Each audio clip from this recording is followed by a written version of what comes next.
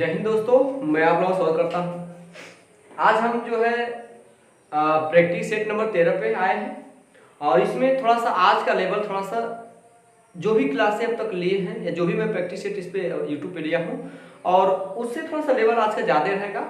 और ध्यान दीजिएगा, इन प्रश्नों को लेकर के थोड़ा सा आप लोग को मेहनत करना पड़ेगा। और एक बार अगर दो बार वीडियो देखते तो आपको क्लियर होगा ये प्रश्न, ठीक है। मैं पूरा प्रयास करूंगा कि एक ही वीडियो में आपको ये सब क्लियर हो जाए, ठीक है। चलेगा, हम समय न बर्बाद करते हुए सेशन को स्टार्ट करते हैं। देखिए, आपको स्क्रीन पे पहला प्रश्न आपको दिख रहा होगा, ठीक है। पहला प्रश्न दिख रहा है कि पहले किसी संख्या को 10% कम कर दिया जाता है। किसी संख्या को पहले 10% कम किया जाता है, इसके बाद इसमें 10% वृद्धि कर दी गई, ठीक। और इस प्रकार प्राप्त संख्या प्रारंभिक संख्या से 50 कम है। प्रारंभिक संख्या क्या है? कोई चीज अपने आप में शुरुआती दौर पे कितना होती है, कितना परसेंट होती है? 100% होती है। कुल मिला के आपको 100% का मान निकालना है। तो आपको एक फॉर्मूला बताया गया होगा, x यहां पे ये बेटर रहेगा, x plus y plus x y बटा क्या होता है 100, पता आपको। तो पहले किसी संख्या में क्या हो रहा है कि 10% की कमी कर दी जाती है, तो -10, फिर उसके बाद कुछ समय बाद उसमें 10% क्या होती है, वृद्धि कर दी जाती है। फिर आपका इन दोनों में कौन चिन्ह है यहाँ पे माइनस है बेटा, क्योंकि x आपका माइनस है ना, इसे माइनस 10 गुणे 10 बटा 100 हो जाएगा आपका। एक जीरो से जीरो जाएगा, जीरो खत्म। देखिए आपका हो जाएगा आपका 10 से माइनस कितना, -1%। नहीं सुना, मतलब 1% की क्या हो गई, कमी हो गई। ऐसी कमी का मान दिया गया 50, जबकि प्रारंभिक संख्या 50 कम है, इसी 1% का मान कितना दिया गया है 50। तो 100% का मान कितना होगा बताइए? 100% का मान कितना होगा? 100% मान, हाँ 5000। 100 से गुणा करें बेटा, 5000 ये हो जाएगा, ठीक। इसका विकल्प नंबर आपका सही हो जाएगा पहला। आपका क्लियर हो गया? क्लियर हो, ठीक है।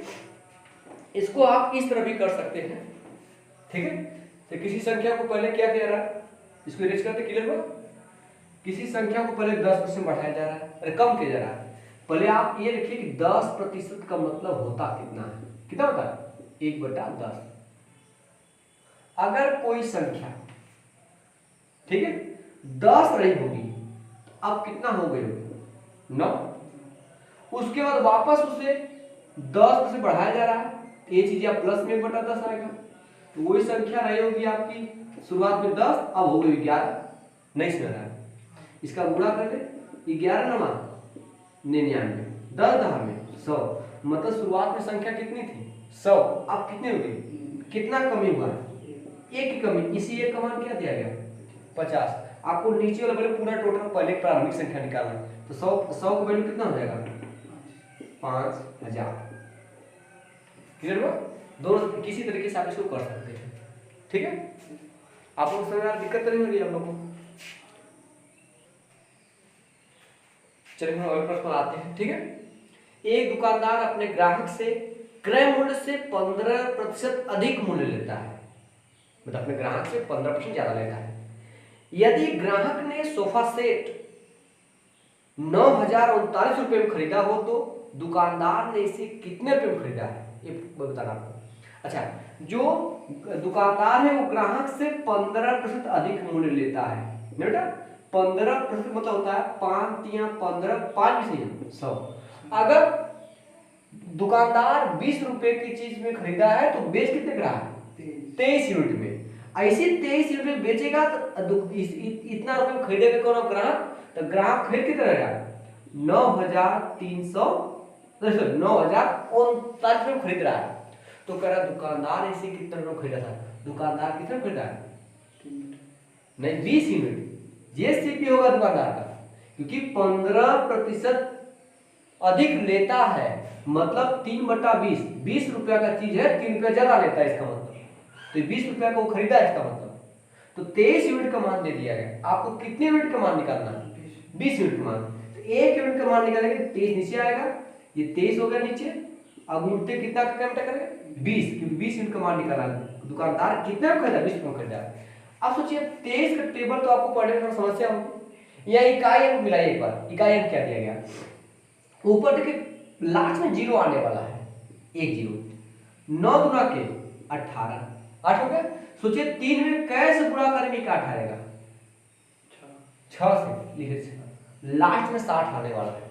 इसका विकल्प नंबर देख लीजिए आपका दूसरा क्या है, सही है। क्लियर हुआ, इस तरह से गुणा करेंगे, ठीक है।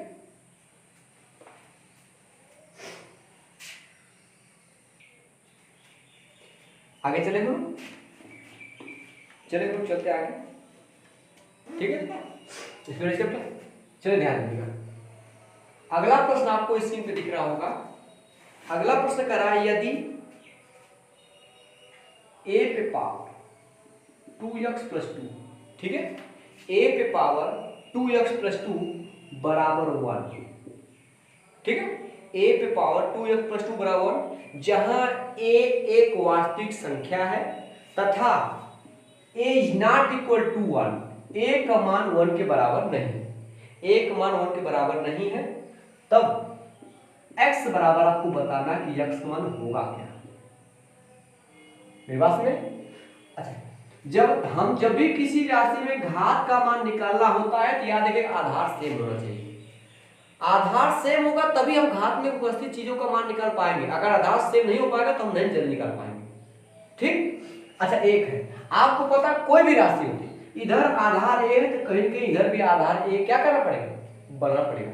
अच्छा, कोई चीज है एक है तो क्या इसको मैं a पे पावर 0 लिख सकता हूं, क्यों, क्योंकि किसी राशि का घात 0 उसका मान कितना होता है, 1, याद आ रहा है, किसी राशि का घात 0 उसका मान कितना होता है 1, अर्थात a पे पावर 2x + 2 बराबर, इस 1 को मैं क्या लिखूंगा, a पे पावर 0।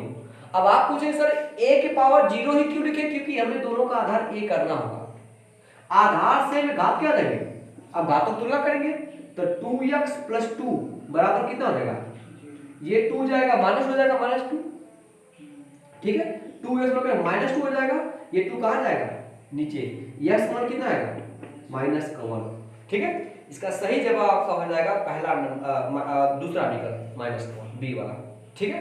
क्लियर हुआ, आप लोग समझ आ रहा, दिक्कत नहीं हो रही है।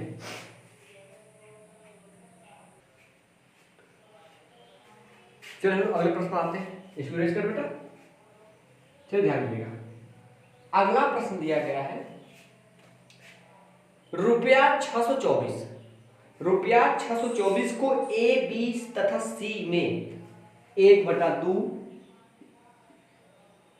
रेशियो 1/3 रेशियो 1/4, ठीक है, 1/4 के अनुपात में बांटने पर c का भाग कितना होगा। ये हिस्सा a का है, ये हिस्सा b का, हिस्सा कितना है, और टोटल 624 रुपए को बांटना है a b c में।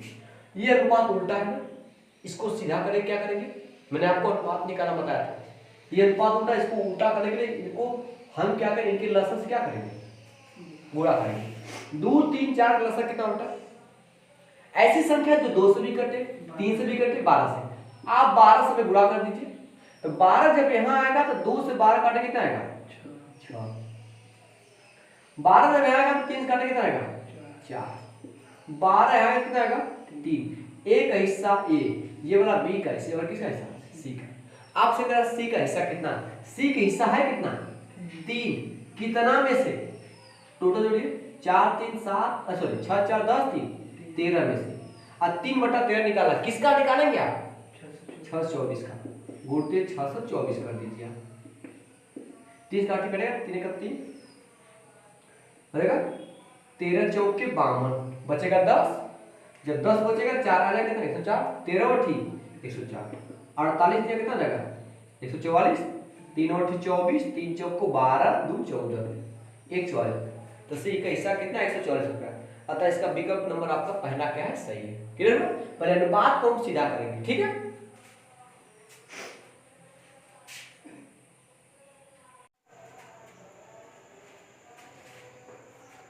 चलिए हम अगले प्रश्न पर आते हैं, ठीक है। मैं प्रश्न पढ़ रहा हूं, एक बार आप लोग मिला लीजिए। कह रहा है कि जब एक धनात्मक संख्या n को, ठीक है, जब एक धनात्मक संख्या n को 9 से विभाजित किया जाता है, n को किससे विभाजित किया जा रहा है? 9 से, तो शेषफल 2 आता है। मतलब एक संख्या n है, इसको 9 से डिवाइड किया जा रहा है, शेषफल कितना आ रहा है? 2 आ रहा है, ठीक है, 2 आ रहा है। यदि 13n को, मतलब इस संख्या का मुझे 13 गुना करना है, 13n का मतलब संख्या का 13 गुना करेंगे, जब संख्या का 13 गुना करेंगे तो शेषफल का भी 13 गुना हो जाएगा, तो 13 गुना कितना हो जाएगा? 26, क्लियर है? तो है ना, फिर कह रहा है आपका 2 होता है, यदि संख्या 13n को इसी भाजक द्वारा, मतलब किससे? 9 से, इसी भाजक द्वारा विभाजित किया जाए तो शेषफल ज्ञात कीजिए। तो 13n को 9 से डिवाइड करने में शेषफल 2 आता है। अब इस जो संख्या का 13 गुना करना है, शेषफल का भी 13 गुना हो जाएगा, तो 26 हो गया। अब 26 को उसी ढाल से 9 से डिवाइड करते हैं, तो 9 गुना 18, तो 9 गुना 18, 18 के बाद कितना भी बाकी 8 बचा है, तो इस शेषफल 8 हो जाएगा, शेषफल 8 हो जाएगा, 9 गुना 18, 18 के बाद 8 हो जाएगा, तो 26 होगा, 8 हो शेषफल हो जाएगा। इसका सही जवाब देखिए आपका हो जाएगा विकल्प नंबर आपका पहला ही क्या रहेगा सही। बहुत जबरदस्त क्वेश्चन है ये, समझिएगा, ठीक है, समझ आ रहा है ना? कोई दिक्कत तो नहीं हो रही है? अगर दिक्कत है तो जरूर आप कम से कम कमेंट किया करिए, ताकि मुझे पता चले कम से कम आपको समझ में आ रहा है कि नहीं समझ आ रहा है। आप लोग कमेंट ही नहीं करते हैं, ठीक है, चलेगा, इसको इरेज करें हम, चलिए इरेज करें, चलेगा। अगला प्रश्न देखिए दिया गया, मैंने गिरा एक बार, आप लोग देख लीजिए, इसके भी दिख रहा होगा प्रश्न आपको, दिया गया है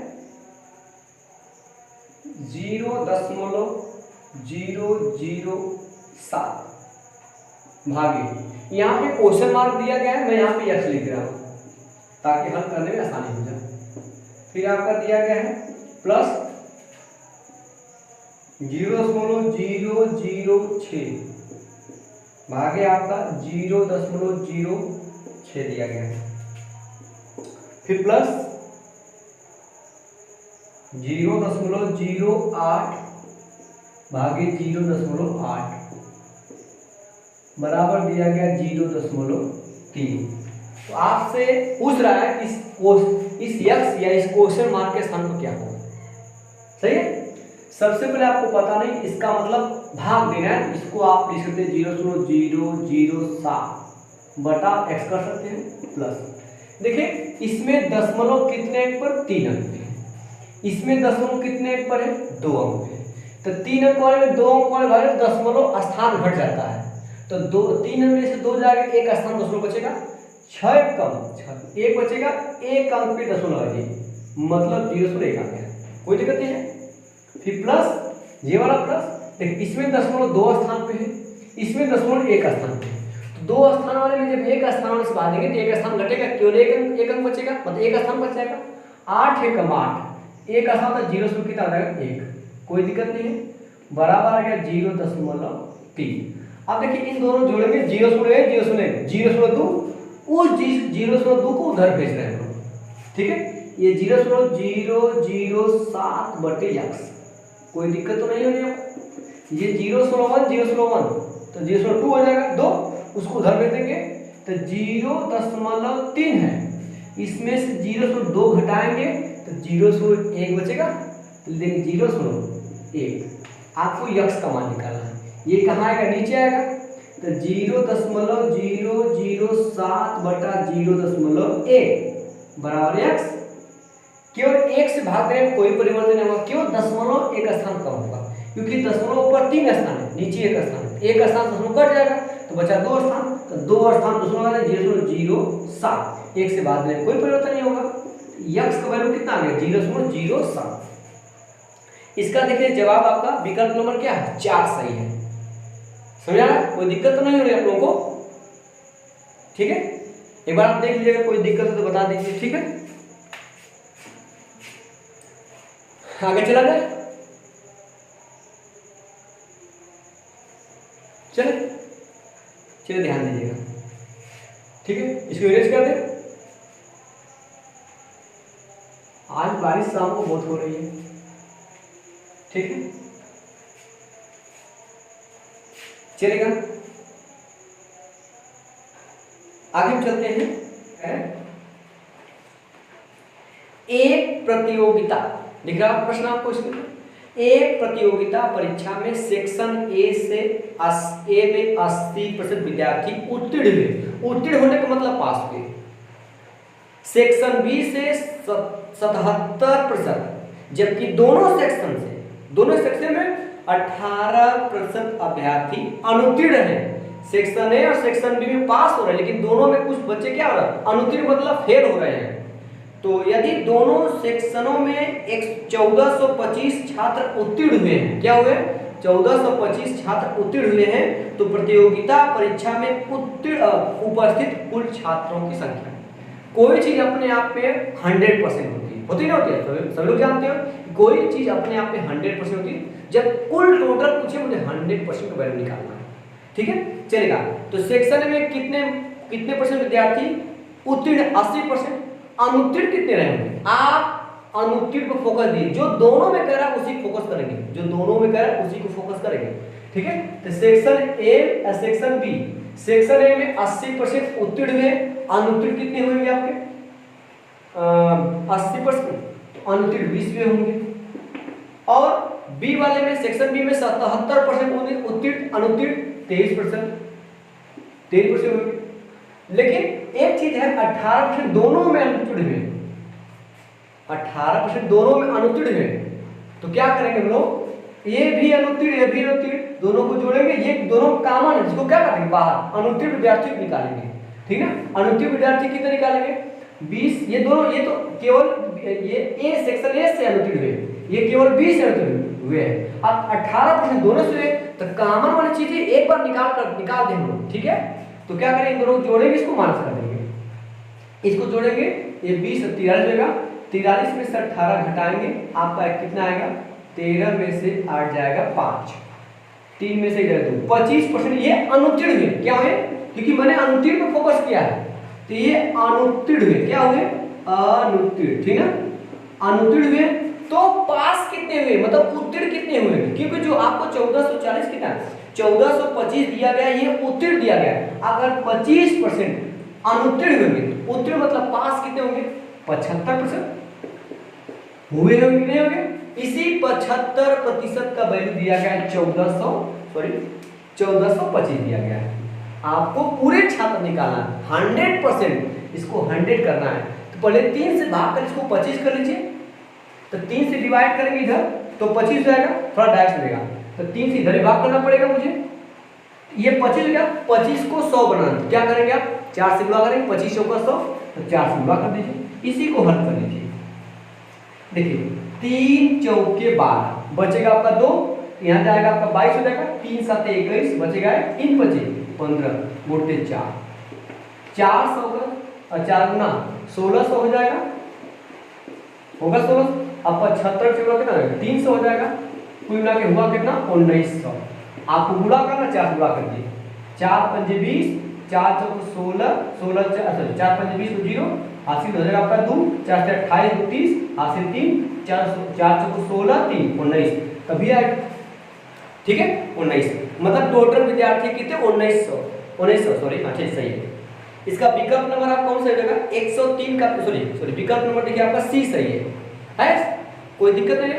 एक बार फिर समझ लीजिए आप, सेक्शन ए में 80% विद्यार्थी उत्तीर्ण का मतलब पास हुए, फेल कितने 20%, बी में 77% पास हुए, फेल कितने हुए 23, टोटल फेल कितने हुए, दोनों में कितने अनुत्तीर्ण हुए 18%। इसको आपको घटाना पड़ेगा, इन दोनों को मैंने जोड़ा, 23 है 18 घटा दिया, 25% अनुत्तीर्ण हुए, तो उत्तीर्ण की संख्या है तो उत्तीर्ण निकाल लीजिए 75% वैल्यू दिया गया 1425, आपको 100% निकालना है, टोटल विद्यार्थी निकालना 100%। इसको पहले हमने 25 बनाया ताकि 25 से 100 करने में आसान होता है, तो 3 से भाग किया मैंने, और इधर से कोई मतलब थोड़ा उधर 3 से भाग किया 25 हो गया, 25 को 100 बनाना, 4 से भाग कर दिया मैंने, हो गया ना। जो प्रक्रिया यही करें उधर प्रक्रिया उधर करते रहेंगे, तो हमको उधर से मतलब है, तो मैंने कर दिया, ठीक है। आपको कोई दिक्कत तो नहीं हो रही है, कमेंट बॉक्स में एक बार जरूर कमेंट आप किया करिए, ठीक है। चला जाए चलो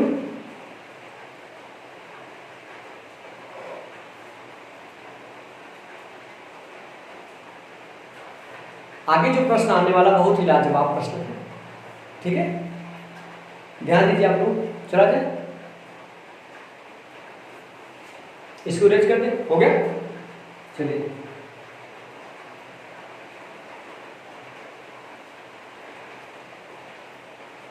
चलिएगा, अगला प्रश्न बहुत ही लाजवाब, ध्यान दीजिएगा, ठीक है। क्या कह रहा है कि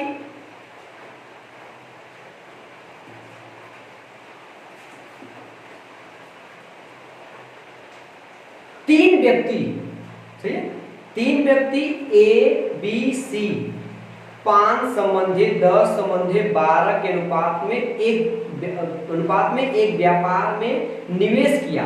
मतलब राशि जो है वो 5 संबंधी 12 संबंधी 10 के अनुपात में, सॉरी 5 10 12 के अनुपात में निवेश किया। एक बंदा ए है, एक बंदा बी है, एक बंदा सी। ये 5 10 और 12 के अनुपात में पूंजी लगाया। आप इतना ध्यान दीजिएगा, कोई जो भी अगर साझेदारी वाले काम होती है उसमें जो जिस अनुपात में, या जितने लोग होंगे जिस अनुपात में अपना पैसा इन्वेस्ट करेंगे, अपनी पूंजी जिस अनुपात में लगाएंगे, उसी अनुपात में लाभ भी होगा। ठीक है, लाभ का अनुपात मतलब पूंजी का अनुपात, पूंजी का अनुपात मतलब लाभ का अनुपात। मैंने इसके पहले वाले सेट में इस वाले बताया मैंने आपको, ठीक है। चलिए देखा गया है कि तीन व्यक्ति 5 10 12 के अनुपात में एक व्यापार में निवेश करते हैं। 6 महीने के बाद सी ने अपनी आधी पूंजी निकाल ली, आधी पूंजी निकाली, आधी बची हुई है, निकाल ली, खड़ी पाई। उसके बाद 1,48,000 रुपए के कुल लाभ में से सी द्वारा अर्जित लाभ क्या कीजिए। सी कितना लाभ, तो आप याद रखिएगा, ये राशि मान लीजिए इतना ही राशि 5 यूनिट राशि लगाई है, ये तो पूरा साल, देखिए कुछ इसमें कहीं ना कहा नहीं कितने वर्ष, आप साल मान के चलेंगे, ठीक है। ये 5 यूनिट राशि कितने महीने के लिए, 12 महीने के लगाया होगा, कोई दिक्कत नहीं है, लगाया। ये 10 यूनिट राशि, ये भी कितने महीने के लिए, ये भी 12 महीने के लगाया। ये अपनी राशि 12 यूनिट 6 महीने के लिए लगाया है। कितने महीने के लिए, 6 महीने के लिए। 6 महीना में जैसे हुआ अपनी आधी पूंजी क्या कर ली, निकाली। 6 महीना जैसे हुआ उसने अपनी आधी पूंजी निकाल ली। जब आधी पूंजी निकाल ली, अब कितनी पूंजी बच गई, ये टोटल इसका है। अब आधी पूंजी निकाली, 12 में से आधी निकाली तो 6 बचा। अब ये 12 है, 12 में से आधी राशि बची 6। अब 6 महीने बीत चुका है। अब ये 6 यूनिट जो है वो कितने समय के लिए, 6 महीने के लिए और हो जाएगा आपका, वह कितने, ये हो जाएगा। अच्छा ये देखिए आपका 5 गुणते 12 दिख रहा है आपको, ये 10 गुणते 12 दिख रहा है, दिख रहा है। देखिए 12 इसमें, ये 12 है, 6 का गुणा 6 में 36 जाएगा, 6 जाएगा 36। क्या 36 को लिख सकते हैं 12 गुणते 3, लिखते 12 गुणते 3। तो 12 क्यों ऐसा कह रहे हैं, क्योंकि 12 इसमें 12 इसमें, अगर इस पूरे में 12 मिले तो 12 12 क्या हो जाएगा, कट जाएगा, इसीलिए मैं ऐसा कर रहा हूँ। तो मैं इसमें से 12 कॉमन कर रहा हूँ, यहाँ पे 12 निकला, 6 बचा, प्लस इसका 6 का 6 में गुणा करें 36 आए, नहीं आएगा। तो 36 को 12 को 3 कर सकते हैं, 3 क्या करने करे, सॉरी 12 कॉमन कर लीजिए। इसमें से मैंने 12 कॉमन किया और इसमें से 12 कॉमन किया, 3 बचे, 3 बचेगा। देखिए 12 6 72, फिर 12 गुणित 3 बातें 36 हो जाएगा। अब देखिए इसमें 12, इसमें 12 से 12 खत्म, ये 5 रेशियो 10 रेशियो 6 3 9 हुआ। ये इनके लाभ का अनुपात है। तो टोटल लाभ कितना है, क्योंकि टोटल लाभ आपको दिया गया है 1,48,000, ये टोटल लाभ दिया गया है। तो टोटल लाभ कितने के वैल्यू दिया गया, जोड़िए 5 10 5 15 15 9 24, ये 24 यूनिट का मान दिया गया है। आपसे पूछ रहा है सी का लाभ, सी का लाभ, देखिए सी का लाभ नहीं पूछ रहा है ना, हाँ सी द्वारा अर्जित लाभ। तो सी का लाभ मतलब कितना यूनिट, 9। तो ये 24 से भाग दिया मैंने, टोटल का वैल्यू दिया था, तो टोटल से भाग दिया तो 1 यूनिट का मान निकलेगा। आपको निकालना है 9 यूनिट का मान, ठीक है। इसको आप क्या करें, 3 से काट दीजिए, 3 8 24 है, इसको 3 काट, 3 3 का कितना लगेगा 9। अब इसको आप चाहे तो इकाई लिख लें, देखिए सबका पर इकाई अलग अलग है, एक ही है, देखिए सबका इकाई एक ही है, तो हमको पूरा काटना पड़ेगा। देखिए 8 से 8 का 8 का खत्म हो जाएगा, 8 एकम 8 बचेगा 6 6 68, 8 8 64 बचेगा आपका 4। जाएगा 40 जाएगा, 0 है 40 हो जाएगा, 40 हो जाएगा, 8 पंजे 40, डबल 0 बचेगा आपका, गुणते 3। अब 3 का गुणा कर दिखा नीचे ना, चलिए 3 गुणा करिए, 3 शून्य शून्य, 3 शून्य शून्य, 3 पचे 15 को 5, हासिल आपका 1, 3 और 24 1 25, हासिल 2, 3 एक कम 3 2 5। इसका सही जवाब हो जाएगा 55,500। ठीक है, कौन सा विकल्प देखिए आपका सही है? विकल्प नंबर आपका जो है सी सही है। ठीक है, 55,500 दिया गया, विकल्प नंबर सी सही है। क्लियर हुआ आप लोगों को? चले हम लोग, दिक्कत तो नहीं है आप लोगों को? चलिए हम लोग, चलिए इसको इरेज करते हैं, अब अगले प्रश्न आते हैं। ठीक है, चलिए ध्यान से, अगला प्रश्न क्या दिया गया, ध्यान दीजिएगा।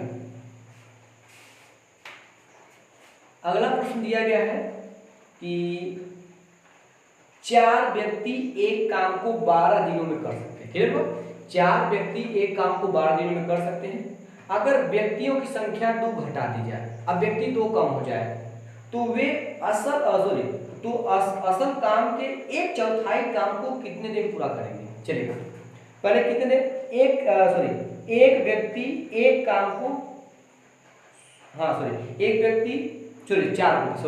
चार व्यक्ति एक काम को 12 दिन में कर सकते हैं। कितने व्यक्ति हैं? M1 का मान दिया गया 4, D1 का मान दिया कितने दिन में करते हैं, देखिएगा,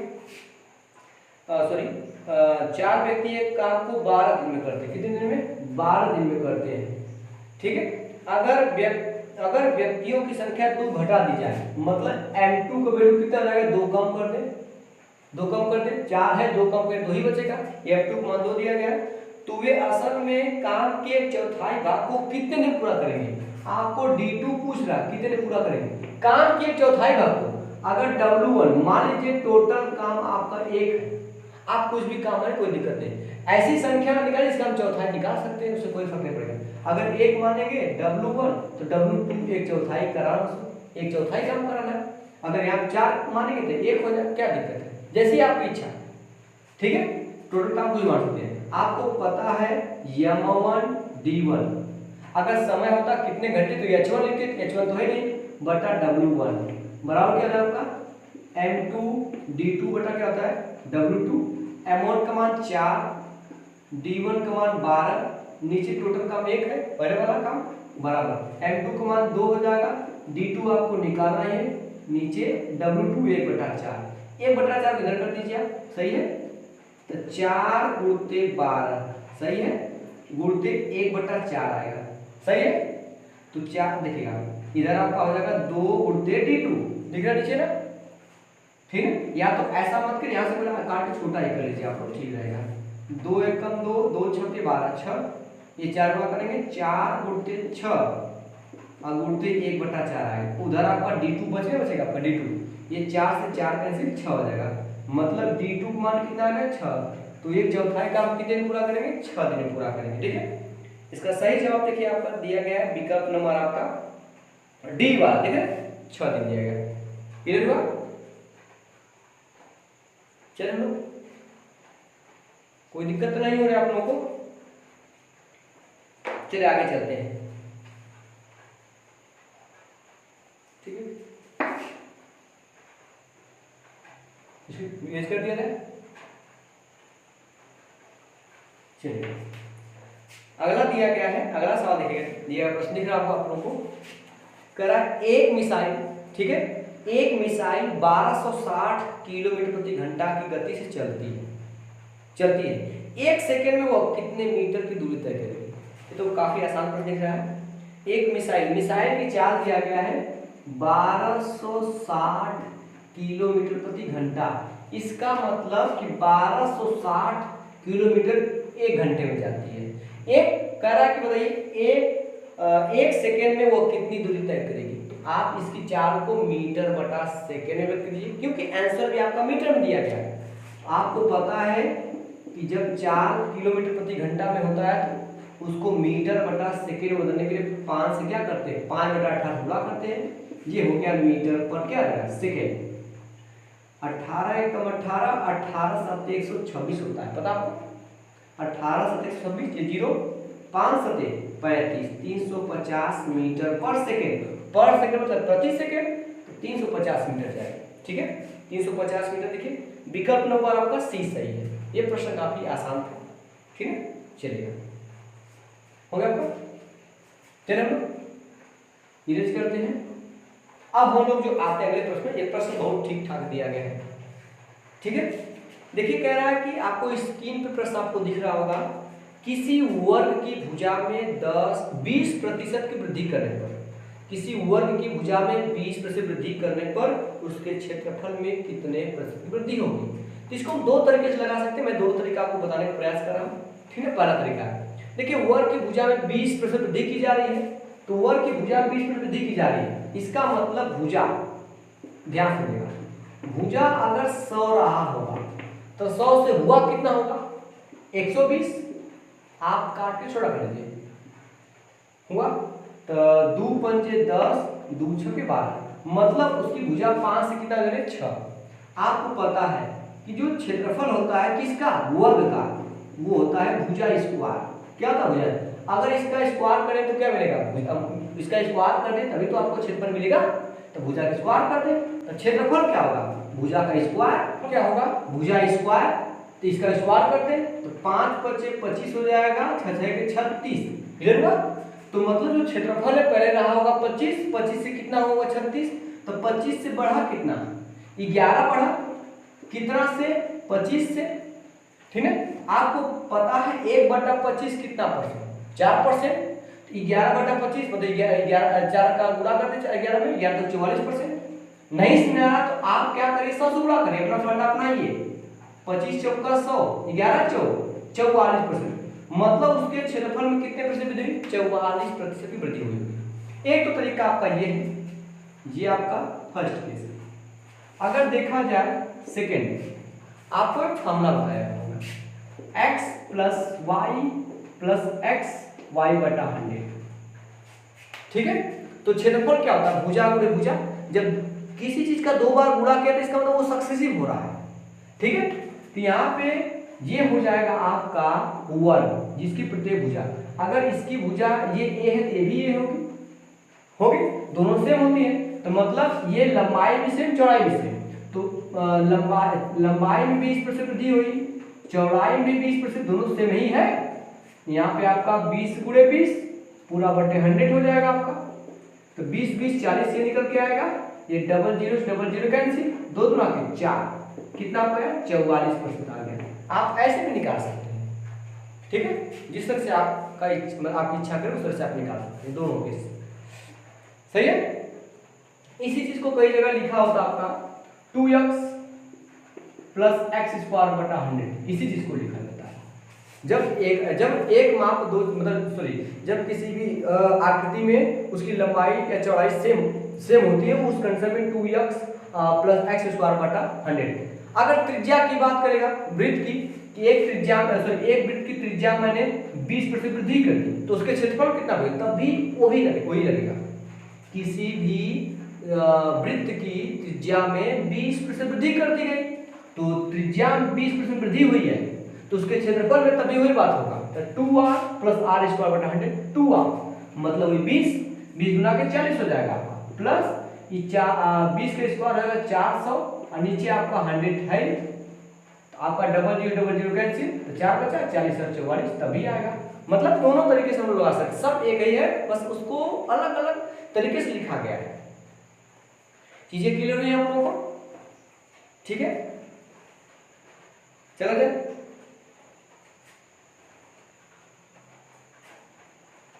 चलिए आज के लिए ही इतना पर स्टॉप करते हैं हम लोग इस क्लास को, क्योंकि अंधेरा ज़्यादा हो चुका है, मुझे घर भी ज़्यादा है।